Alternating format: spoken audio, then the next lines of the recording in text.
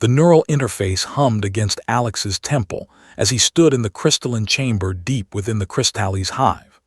Around him, walls of living silicon pulsed with bioluminescent patterns, the collective consciousness of an alien civilization that humanity had been negotiating with for 3 standard years. And before him stood Queen Elsa. She wasn't what Earth's xenobiologists had expected. The Crystallis were silicon-based life forms, yes, but Elsa's form was hauntingly humanoid. A deliberate evolution, Alex had learned, designed over millennia to facilitate communication with carbon-based species they'd encountered across the galaxy. Her skin shimmered like frosted glass, refracting the chamber's light into rainbow cascades. Crystalline formations grew from her scalp like an elaborate crown, and her eyes, those eyes, were pools of liquid mercury that seemed to see through matter itself. Ambassador Alex Chen, her voice resonated through the chamber, though her lips barely moved. The Crystallis communicated through quantum entanglement of their crystalline matrices, but she'd learned to vibrate the air for his benefit. Your delegation requests mining rights in the Kepler belt. They offer technology, cultural exchange, defensive pacts. Alex nodded, his throat dry despite the humidity regulators in his suit. This was it, the moment 3 years of diplomatic groundwork had built toward. Humanity needed the rare isotopes in the belt. The Crystallis controlled that space. Your offer is adequate, Elsa continued, stepping closer. Each footfall created harmonic resonances through the floor, but I sense hesitation in your bioelectric field. Your heart rate elevates. Your thoughts scatter like prismatic light. Alex felt heat rising to his face. The neural interface was supposed to be one way, allowing him to receive basic emotional context from the Crystallis collective. But he'd heard rumors. The Queen could read deeper. Your Majesty, I assure you, humanity's intentions are not what concern me, Elsa interrupted, now standing within arm's reach. This close, he could see the fractal patterns spiraling through her translucent skin, the subtle pulse of energy that sustained her form. What concerns me is that your thoughts betray your words, Ambassador. When you look at me, you don't think of treaties or isotopes. Alex's enhanced heartbeat monitor screamed warnings into his ear. His mission commander would be demanding explanations through the quantum comm any second now. He stammered, but Elsa raised one crystalline hand. Your species believes thought and speech can be separated. That professional courtesy requires lies of omission.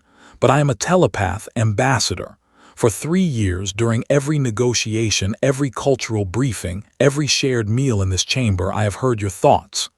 She paused, and something in her mercury eyes shifted, vulnerability perhaps. Every single one. The weight of her words crashed over Alex like a tidal wave. 3 years of suppressed thoughts. The way he'd noticed how her laughter created musical tones through the silicon walls. How he'd volunteered for every diplomatic mission just to be near her. The dreams he'd had, inappropriate, unprofessional dreams of crystal and flesh, of 2 impossible species finding something beautiful in their differences. His career was over. Earth's most important alliance destroyed because he couldn't control his. You think your feelings are a weakness, Elsa said softly. She reached up, her cool fingers touching his jaw. Through the contact, images flooded his mind, memories but not his own. He saw himself through her eyes, standing in this very chamber 3 years ago, nervous and eager. Saw his smile as he'd shared Earth's music with her. Felt her confusion, then curiosity, then something that blazed like a supernova in her crystalline consciousness. You felt, Alex whispered. Everything, Elsa confirmed. Your species has a word, love. It doesn't translate perfectly to our quantum language, but I learned it. I learned it from your thoughts. Her hand traced down to rest above his heart. When you think of me, your thoughts are vivid like supernovas, beautiful, chaotic, consuming. You compose poetry you never speak. You imagine futures where our peoples are united not by treaties but by understanding. That's impossible, Alex breathed. We're too different. I'm carbon, you're silicon. I live maybe a century, your species exists for millennia. Elsa's laugh was like wind chimes. Your species defied physics to cross the stars. You survived ice ages, plagues, your own self-destructive nature.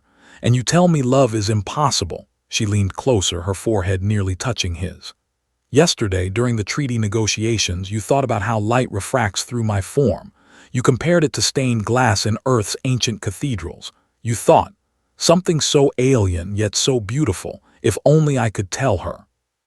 Alex's breath caught. It was true, every word. And 3 months ago, Elsa continued, her voice dropping to barely a whisper, when the Zyrathi raiders attacked our colony moon, you piloted that fighter yourself. You flew into weapons fire to protect my people. In those moments, your thoughts were silent, no poetry, no hesitation. Just one truth repeated like a mantra. I won't let them hurt her. I won't let them hurt her. I won't let them hurt her. Tears pricked at Alex's eyes. Elsa. You meant every word, she whispered, and this time her lips did move, brushing against his. The kiss was impossible, her mouth cool and electric, tasting of ozone and starlight.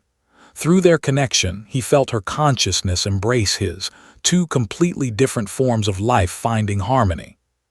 When they parted, Alex saw his command crew frozen in the observation room above, faces pressed against the transparent aluminum in shock.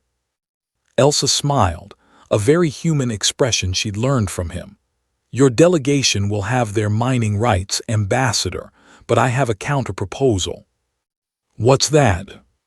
Stay not as an ambassador, as something more. Her crystalline crown flickered with light. Let us be the first.